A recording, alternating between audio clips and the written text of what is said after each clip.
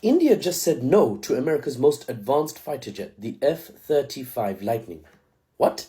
Turkey spent years trying to get it. America's Middle Eastern allies like Saudi Arabia and Egypt spent years trying to get it or similar, but India says no thanks. This is absolutely massive, especially after what just happened a few months ago with China's Chengdu J-10C fighters used by Pakistan reportedly outmatching India's French Rafale jets in the massive aerial combat between Pakistan and India over Kashmir after the Pahalgam incident. Pakistan came out on top, and India very clearly needed to modernize their air force. They lost 5 aircraft worth hundreds of millions, and Pakistan lost none. Think about this. India currently flies 50 aging French Mirage 2000s and 36 Rafales. But even these sophisticated Western jets couldn't handle Pakistan's Chinese-made Chengdu J-10Cs in May of this year. Now, Pakistani pilots allegedly jammed the Rafale jets' radars and downed multiple Indian aircraft that way using Chinese-made PL-15 missiles. Not even the best PL-15 missiles, PL-15Es exports, which are limited in range intentionally by China. Now, that's China's tech beating France's best. So you'd think India would jump at the American F-35, right? Wrong. India walked away, citing the F-35's $80 million apiece price tag, terrible maintenance record. We're talking 30% mission readiness rates only. I'll get to that in a bit, what that means. And most importantly, America's refusal to share technology or allow local production of F-35s in India. India said that's too much. It's not a good deal for us. We're walking away. I can't talk this morning. First of all, let's go back to the readiness rate. American F-35s require so much maintenance that they are reportedly fully mission ready only about 30 to 50% of the time. In America, who builds them? So buying these expensive things and then they're only deployable a third of the time is a terrible investment. Half the time at best, terrible investment, according to the Indian state, not me.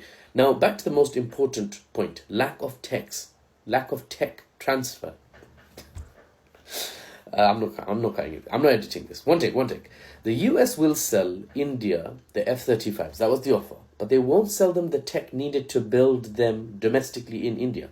So all the avionics, all the maintenance, spare parts, all of the equipment, India would have to rely on the US, hardware to software, all of it. And this is something fewer and fewer countries want to do moving forward. The US has strongly weakened its own diplomatic reliability, especially with Trump's latest term in office, the tariff flip-flops attacking Iran mid-nuclear negotiations, Ukraine-Russia flip-flops dropping Ukraine like it's a hot potato, even though, it's strongly relied on America and basically was America's proxy in Eastern Europe.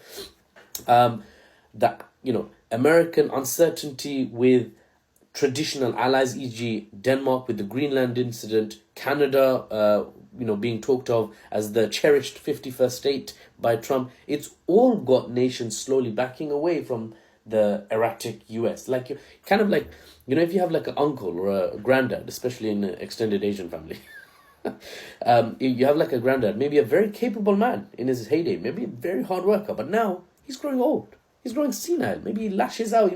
Says some ridiculous mad things or is absolutely racist or whatever. You just politely steer clear, okay, Dadu.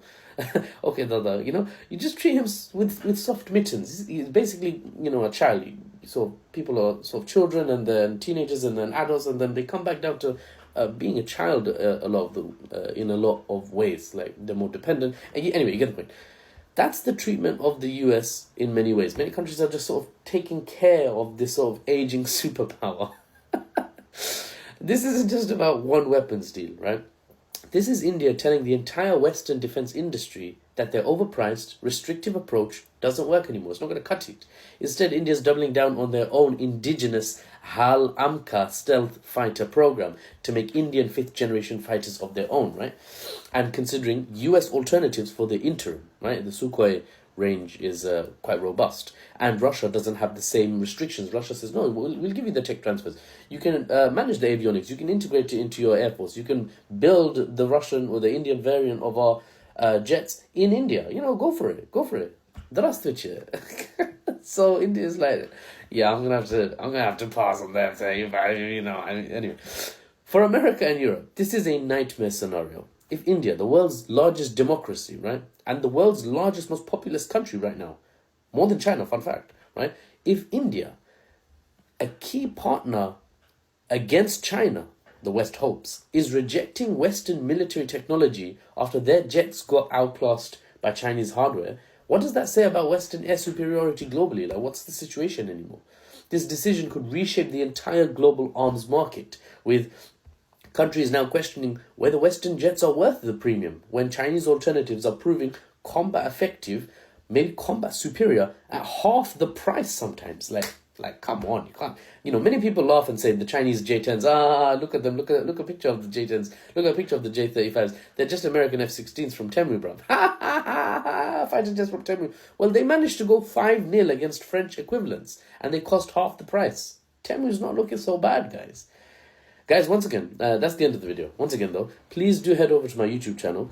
I'm at Mahfuz25 on there, or just click the link in my bio on my TikTok and go to my YouTube channel from there and subscribe. I'm going to be posting all kinds of content there, including longer, more detailed videos, country by country videos, geopolitical analysis pieces. Loads of people came back to me about the Lebanon geopolitics video and said, listen, Mahfuz, you're not looking at the history of the situation. There's Christians who has been there, the Maronite Christians, and the French just reinforced them.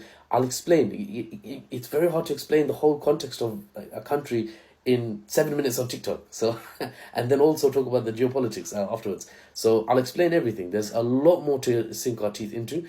And hopefully I hope to make some answering TikTok comment videos, because there's loads of banging comments on TikTok.